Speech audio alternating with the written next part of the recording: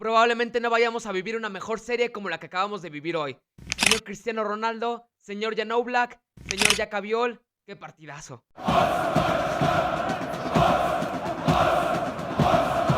Bienvenidos al canal y bienvenidos a un nuevo video. Soy Mando Sanabria y hoy vamos con estas Eurocrónicas después de lo que acaba de hacer Portugal contra Eslovenia y el Francia contra Bélgica antes. Sinceramente pienso que acabamos de vivir uno de los días más épicos de esta Eurocopa, por muchos componentes que acabamos de vivir y que voy a explicar en algunos momentos.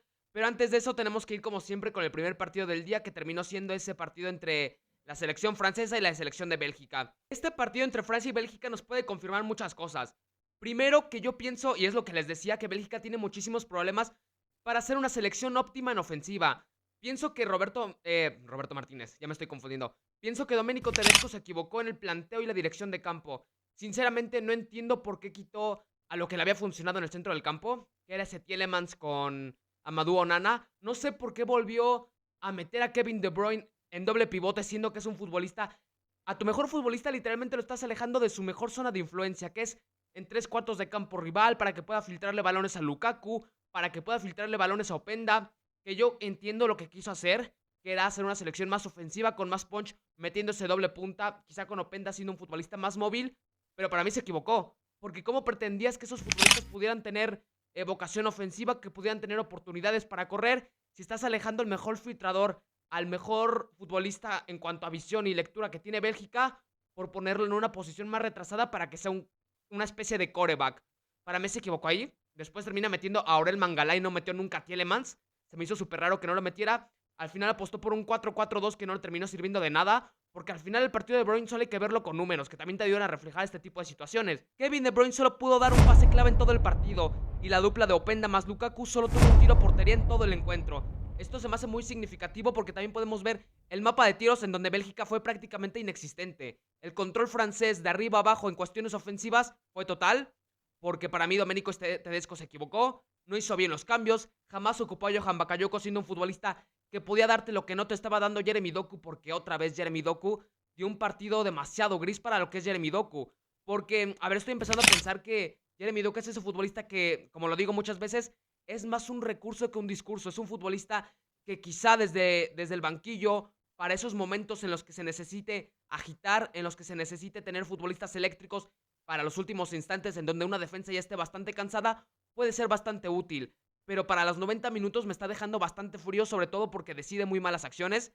Es ese futbolista que quizás se quiere atrever, pero que pocas veces sus soluciones terminan bien. No me gustó para nada el partido de Jeremy Doku. El partido de De Bruyne, lamentablemente, no fue su culpa por las posiciones en las que los tenían. Literalmente el control francés durante el partido, la posesión francesa fue total. Y ahí, ¿cómo pretendías que Kevin De Bruyne pudiera ser influyente si lo tenías más en una posición defensiva que en una posesión ofensiva? A mí me parece bastante equívoco lo que hizo hoy. Y es que aquí se juntaron dos cosas. Se juntó el hambre con las ganas de comer. Es decir, tienes a Francia, que es una selección ultra dominante, contra una selección que no sabe cómo atacar o que no tiene esas bases para ser un equipo poderoso ofensivamente. Y además es que Francia es el mejor bloque de toda Europa. Lo llevo diciendo desde hace mucho tiempo, antes de que empezara la Eurocopa, es que Francia tiene la mejor defensa del campeonato. O sea, pero es que es bastante lógico. Hacerle daño a la selección francesa es bastante difícil. Hoy se lucieron todos los centrales. Upamecano, William Saliba. Theo Hernández tuvo un retroceso fantástico para poderle quitar un 1-0. Creo que era a Yannick Ferreira Carrasco. Una barrida increíble después de un error que tuvo la saga, en donde se recompuso de manera genial. Un partidazo de Upamecano, de Jules Koundé, que al final se terminó llevando el MVP. Pero fue un partido espectacular de todos, incluso de Mike Maignan, que tuvo 2 paradas de muchísimo mérito. William Saliba, 4 duelos ganados de 7, 0 veces regateado. Dayot Upamecano, 0 veces regateado, todos sus duelos ganados por el piso. Aurelien Tchouaméni, 3 pases clave y 4 recuperaciones.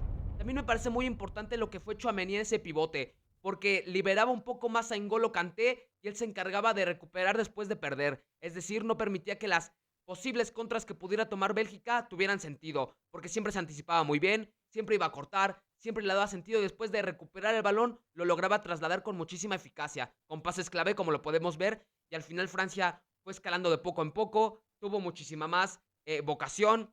Pienso que Francia hoy demostró el equipo que es, un equipo muy pragmático pero con muchísima jerarquía. Al final el gol de Randal Kolo Muani termina llegando de una manera muy justa porque Francia siempre fue mejor que Bélgica, por más de que no fuera una selección quizá muy avasallante, porque A ver, Griezmann no está en su mejor momento, lo tenemos que decir. Estuvo muy errado en los pases, se precipitaba bastante. Kylian Mbappé no ha sido el de otros días. Sinceramente parece que con esa máscara no termina de fluir quizás su visión. No sé si le moleste, pero no termina de ser el Kylian Mbappé que todos esperamos. Y al final el guión del partido se desarrolló como debía. Al final Francia tuvo 19 tiros por solo 5 del cuadro de Bélgica. Y se mantuvo sólido en defensa, porque ese es el guión que quiere siempre llevar Didier Deschamps. Un guión en el que su defensa sufra poco, en el que ataquen con lo necesario y en el que ganen con lo justo. Así es Francia y así es para mí, junto con España, las selecciones más claras a llevarse este título. Porque ya no es que al final por jerarquía y por calidad te pueden terminar creando ocasiones, sino que hacerles daño es básicamente imposible. Te lo puede hacer una selección top, pero hasta ahora mismo Francia no ha tenido un verdadero reto en defensa. Ni Polonia lo fue, ni Austria lo fue, ni Países Bajos lo fue, y como se esperaba, tampoco lo fue Bélgica. Se termina cumpliendo mi pronóstico tal como yo lo decía, que Bélgica tuvo que haber sido más por nombres, pero por funcionamiento yo me esperaba esto. Sinceramente, Francia fue muy superior y se terminó dictaminando así. Y ahora sí pasamos con ese tan ansiado y tan espectacular Portugal contra la selección de Eslovenia. Hay muchas cosas que comentar. Fue un recital defensivo de Eslovenia, eso como primer punto. 1000 aplausos para el trabajo que hizo la selección de Eslovenia en defensa, porque se ganaron un puesto en el Olimpo, se ganaron la llamada Copa Respeto porque todos fueron influyentes, todos estuvieron atentos a las coberturas, a las marcas, a quién debían poder neutralizar, porque es que al final Portugal fue un equipo de mucha posesión, de mucho jijiji, pero de poco jajaja. Al final se termina decidiendo por cuestiones quizá de al azar, porque podemos decir que los penales pueden ser eso, aunque tiene muchísimo mérito lo que hizo Diogo Costa, pero es que durante el trámite del partido, por el plan de juego y por cómo se estaban haciendo los detalles, para mí fue superior a Eslovenia, pese a que tuviera menos tiros, porque al final Portugal logró tener 20 tiros por solo 10 de Eslovenia, tuvo un expected goals de 1.30 porque tampoco Eslovenia fue un equipo que pudiera cazar muy bien los contragolpes.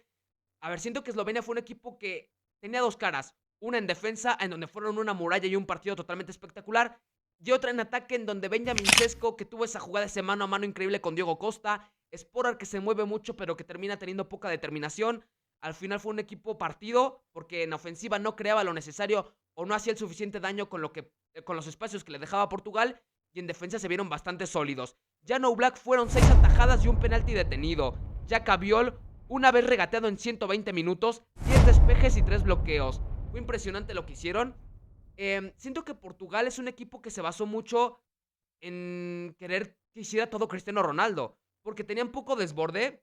Rafael Leao otra vez un partido decepcionante para las características que tiene Rafael Leao, poco influyente sinceramente. O sea, no es por tirarle hate a Rafael Leao, pero me parece que podría dar más de lo que realmente está dando. Me está dejando muy furioso Eurocopa, sinceramente, porque debería ser más. Yo lo puse como el hombre clave porque tenía que ser ese factor de desequilibrio que no terminó siendo. Al final otra vez salió de cambio. Francisco Conceição, que es un futbolista bastante inexperto, me parece que ofrece más que Rafael Leao. No entiendo por qué no entró Pedro Neto. Pero el chiste es que Portugal intentaba basar mucho en los centros, en buscar siempre pelotazos largos para Cristiano Ronaldo, que vamos a ser sinceros, a Portugal le hace falta un delantero centro de élite. Y no lo digo por el penal que falló Cristiano, que por cierto son imágenes muy duras las de Cristiano llorando, después de fallar el penal, un tipo que lo ha ganado absolutamente todo y que es una leyenda del fútbol, sigue sintiéndolo como lo que es, un ser humano. No lo digo por el penal, sino porque, a ver, Cristiano Ronaldo ya tiene casi 40 años, ya no llega a todos los balones aéreos, ya no puede disputar los duelos físicos como antes lo podía hacer. De hecho, yo ponía en Twitter que me gustaría cambiar un poquito la realidad para hacer que Cristiano Ronaldo se topara con esta generación de futbolistas portugueses hace 6 o 7 años. Porque yo me di cuenta en una jugada en donde le envían un trazo largo a Cristiano y que tiene que pegarse un pique para poder ganar la posesión y que al final no termina llegando. Pero es una jugada en la que el Cristiano de hace unos años lo hubiera ganado sin ningún tipo de problemas. Ahora imagínense a ese colectivo que funcionaba a medias, pero que tenía factores importantes a nivel individual para poder destapar partidos con un Cristiano Ronaldo en plenitud. Ya no solo por el penal, que quizá lo pudo haber anotado o no, eso también es factor de mucho mérito para Jan Oblak, sino en esos duelos en donde podía ganar Cristiano y que sin duda Cristiano de hace unos años pudo haber sido determinante y pudo haber formado una selección muchísimo más competitiva, que ya lo es, pero hubiera sido una selección candidata a absolutamente todo. Tuvo 8 disparos y solo ganó 2 de 7 duelos aéreos. Creo que con eso lo podemos decir perfectamente, porque Gonzalo Ramos no va a dar la talla y porque ahí en fuera tienes a Diogo Jota, que tampoco va a ser tu delantero centro titular. Le hace falta esa posición a la selección portuguesa, porque por fuera también me dejaron muy fríos. Lo de Rafael Leao, no entiendo por qué no entró Neto de nuevo. Y al final Conceição es un futbolista bastante joven. Creo que se juntaron el que Portugal tuvo poca determinación en ataque, que estuvieron muy imprecisos, con una selección eslovena impresionante en defensa. Fue un muro, para mí una de las más grandes exhibiciones defensivas fue la de Jack Biol, uno de los centrales del torneo, y que se va por factores que, a ver, que puedan suceder. De hecho, a ver, lo voy a decir y no sé qué tan prudente sea decirlo, pero le iba a apostar dinero a que ganaba Eslovenia en penales, porque los veía ultra motivados. Tú veías cuando hacían coberturas los centrales de eslovenos y decías, estos van a ganar en penales, porque están motivados. Después de lo que pasó con Oblak, estos lo van a ganar. Pero sinceramente cambié de opinión cuando vi que se hizo el volado y la definición fue en la parte donde estaban los aficionados portugueses. Ahí cambié de opinión y le aposté a Portugal. Porque es que esos detallitos también marcan eliminatorias. Siempre puedes ver qué equipo va a ganar dependiendo del contexto para que se puedan motivar. Y si fue en la zona de la portería de los aficionados portugueses, le comió la presión al final a los futbolistas eslovenos que tienen muy poca experiencia en este tipo de contextos. Lo vimos en los penales, lo vimos en el mano a mano de Benjamin Sesko, que qué lástima por Benjamin Sesko, es un delantero súper prometedor, pero todavía tiene problemas de definición bastante grandes.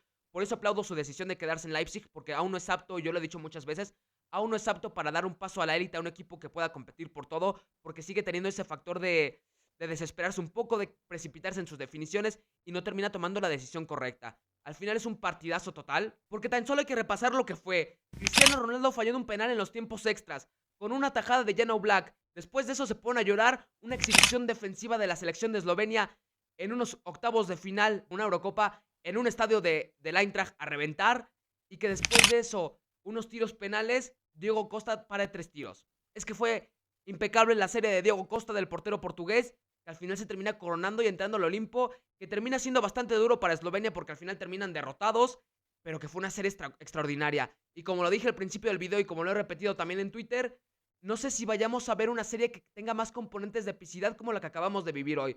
Fue épica en todos los sentidos y vamos a seguir viendo muchísimo más. Al final esos cuartos de final terminan quedando Francia contra Portugal, que vamos a analizarlo, pero ya les puedo adelantar que para mí el favorito es Francia, porque hoy Portugal ya sufrió con una defensa muy sólida, muy compacta, que deja pocos espacios como Eslovenia. Y ahora comparamos con Francia, que ya lo he dicho, que para mí es el bloque más sólido de toda Europa.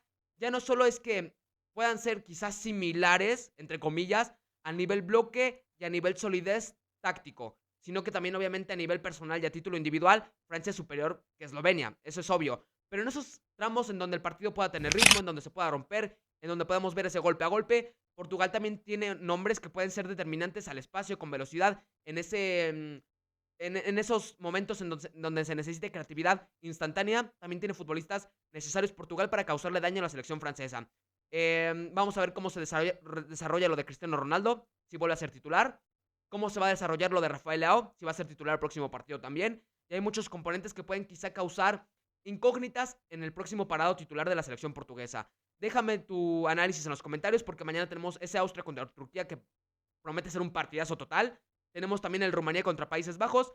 Y es por eso que te sugiero que te suscribas al canal y actives la campanita para estar al tanto de todo lo que subimos sobre la Eurocopa. Se vienen cosas grandes. Qué hermoso es el fútbol. Pero qué hermoso es el fútbol. Sígueme en redes sociales y gracias por ver el video. Soy Mando Sanabria y como siempre, gracias por ver y por escuchar. Chao.